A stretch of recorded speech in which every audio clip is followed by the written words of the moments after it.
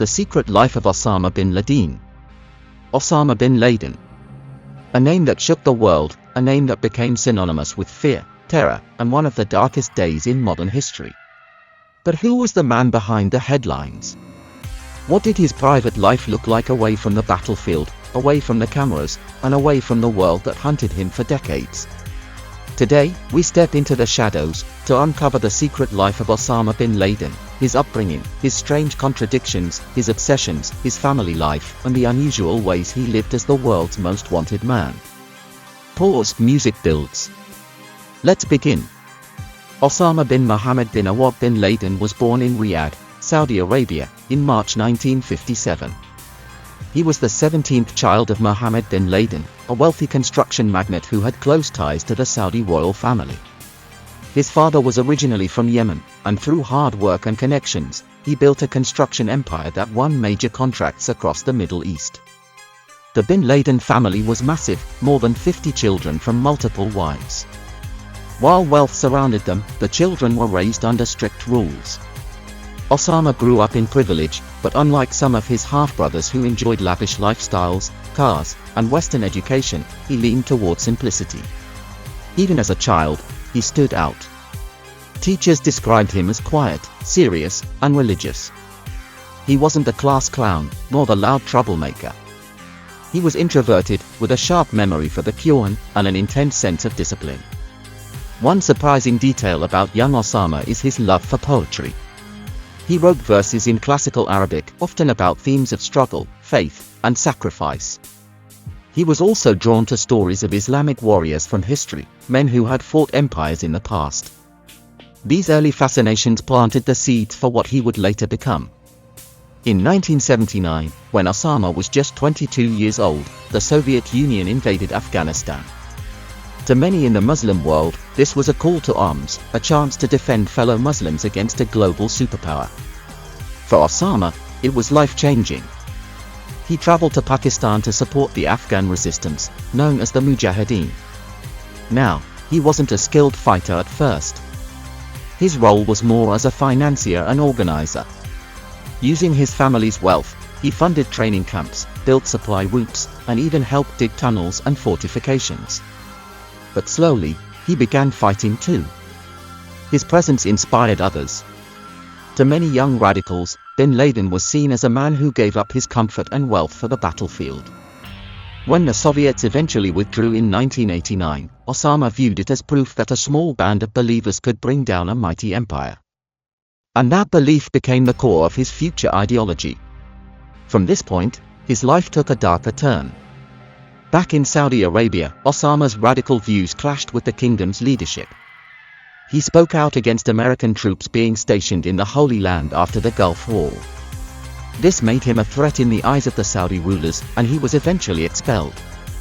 By the early 1990s, he found refuge in Sudan. There, he built businesses, farms, construction companies, and trade networks. But behind the curtain, Sudan became a hub for terrorist training and plotting.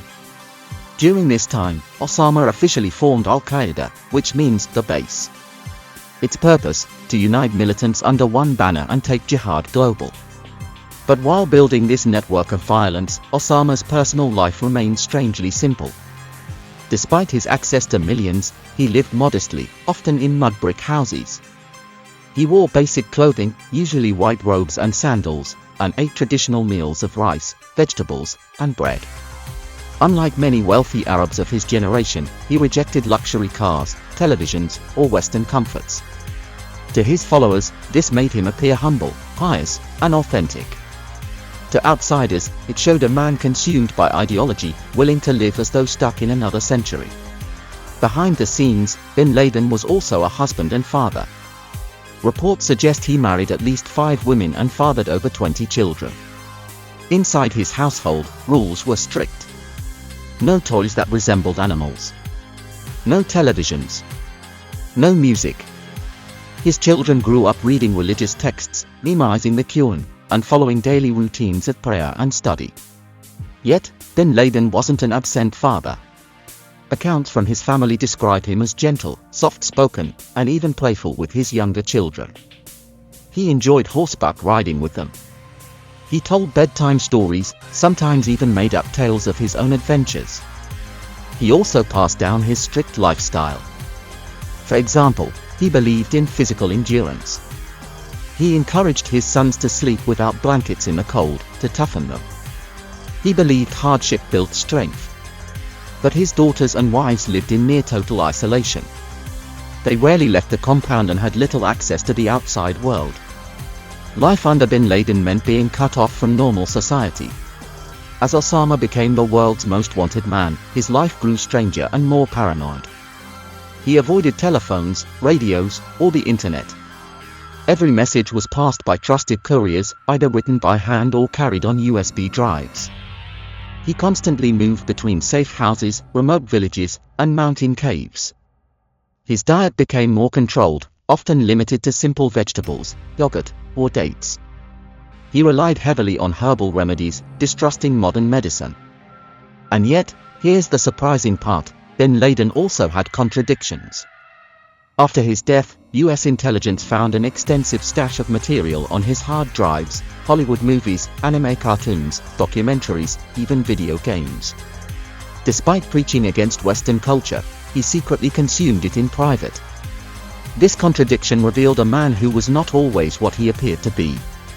From 2005 until his death in 2011, Osama bin Laden lived in one place, a secret compound in Abbottabad, Pakistan. The house was unusual. It had high concrete walls topped with barbed wire. There were no telephone lines, no internet, and no trash was ever taken outside. The family burned everything inside the compound. Inside, life was quiet, almost monotonous. Bin Laden spent his mornings praying and reading. He exercised by walking in circles in the courtyard. He tended to a small garden and even raised rabbits and chickens. He wrote constantly, letters to his followers, journal entries, and long strategic notes about Al-Qaeda's direction. In many ways, he acted less like a warrior and more like a professor in hiding.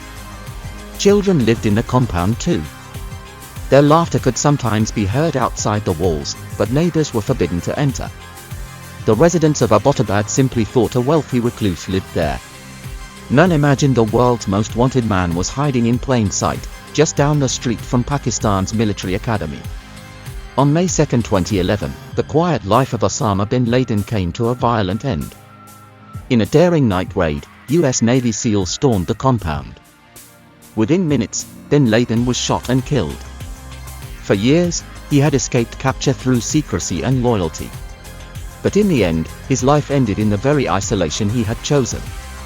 After his death, investigators uncovered diaries, letters, and files that painted a fuller picture of his private world. They revealed a man obsessed with controlling his image, constantly worried about his organization's future, and even frustrated by younger militants who did not follow his orders. Behind the fearsome image was also a man of contradictions, a poet and a killer, a father and a fugitive, a recluse who secretly watched Western movies, and a leader who built an empire of terror from the shadows. Osama bin Laden's story is one of complexity and contradiction. He was both ordinary and extraordinary, living in simplicity while commanding global attention, hiding in plain sight while shaping world events. His secret life reminds us that history's most infamous figures are not just symbols, they are also people, full of habits, obsessions, and hidden worlds that often remain invisible until the very end. Thank you for watching. If you found this documentary insightful, don't forget to like this video, subscribe for more, and share it with someone who loves uncovering the hidden stories of history's most mysterious figures.